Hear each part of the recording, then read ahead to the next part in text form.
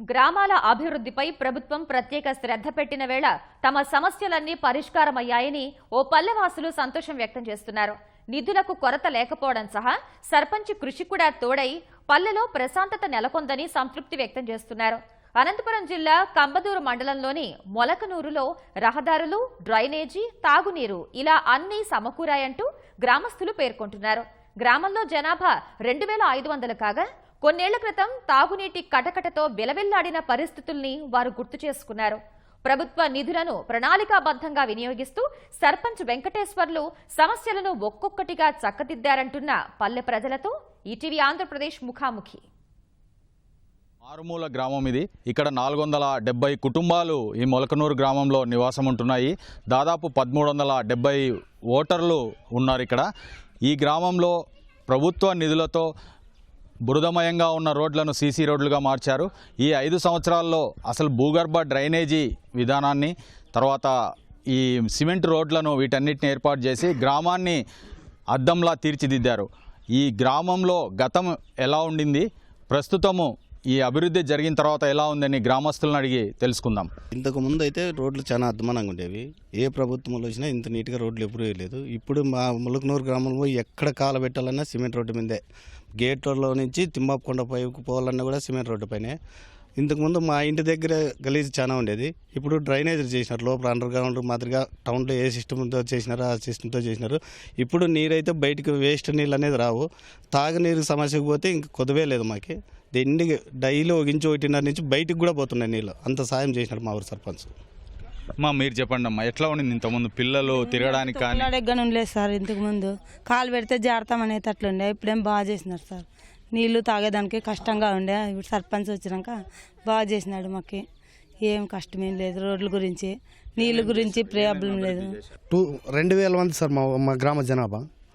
గత 5 సంవత్సరాల క్రితం తెలుసుకుంటే మా ఊరు డెవలప్మెంట్కి జనాభాకి సంబంధమే లేదు. ఈ 5 సంవత్సరాల్లో మొత్తంగా చూస్తే మా ఊరు కేసులు, అనుభవాలు ఇవన్నీ చాలా జరిగినాయి. గత 5 సంవత్సరాలు 5 years బ్యాక్. ఇప్పుడైతే ఈ 5 సంవత్సరాల్లో ఎటువంటి కేసు కానీ ప్రశాంతంగా మా జీవనాలు సాగిపోతున్నాయి. ఈ ప్రశాంతత కోరుకొని సీసీ రోడ్స్, మాకు చేసిన developments, CC roads, water, main water sir.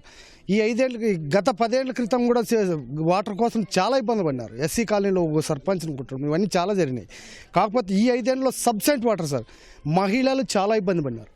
5 ఏళ్ళ ముందు మాత్రం మహిళలు చాలా ఇబ్బంది పడినారు. వాటర్కి అయితే గంటల తరబడి కాసుకునే చరిత్ర ఉంది. ఈరోజు సింటాక్స్లు పెట్టుకుంటే మిద్దెల మీదకి ఎక్కిన చరిత్ర ఈరోజు.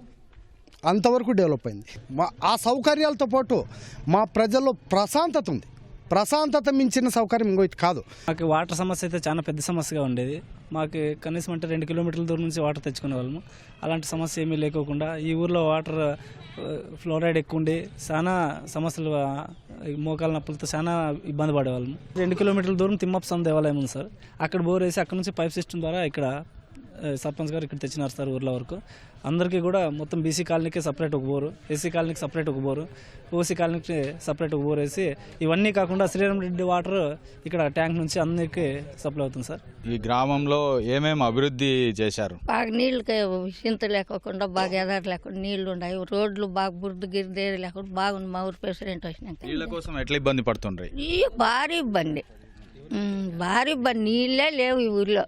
ప్రెసిడెంట్ వచ్చేదాకా నీళ్ళు ఎదారే లేదు. ఇప్పుడు సర్పంచ్గా ఈ గ్రామాన్ని బాగా అభివృద్ధి చేశారంటున్నారు.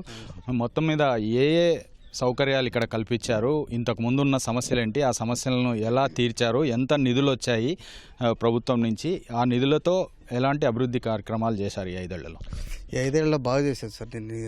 నిధులు కుదరలేదు. మాకు రూపాన్ అని ఒకటి సెంట్రల్ గవర్నమెంట్ స్కీమ్ పెట్టింది. ఆ రూపాన్ ద్వారా డ్రైనేజ్ సిస్టమ్ కానీ, సీసీ రోడ్లు కానీ, మా వాటర్ సమస్య కానీ, ఇంకా హౌసెస్ కానీ, ఇంకా మాకు ఏం కావాలనుకున్నా కూడా గవర్నమెంట్లో కూడా అన్ని రకాల అనుకూలాలు సమకూర్చుకుంటాను.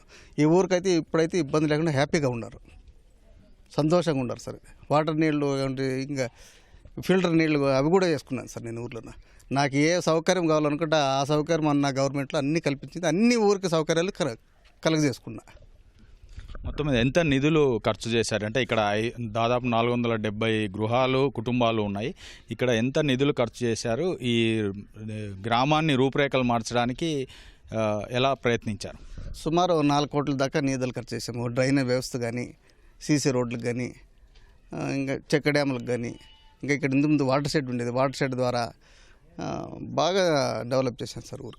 కేవలం 4 కోట్ల రూపాయలతో 2000 నుంచి 2500 మంది జనాభా నివసించే ఈ గ్రామంలో సమస్యలు లేని గ్రామాలుగా తీర్చిదిద్దిన సర్పంచ్ను అందరూ కొనియాడుతున్నారు.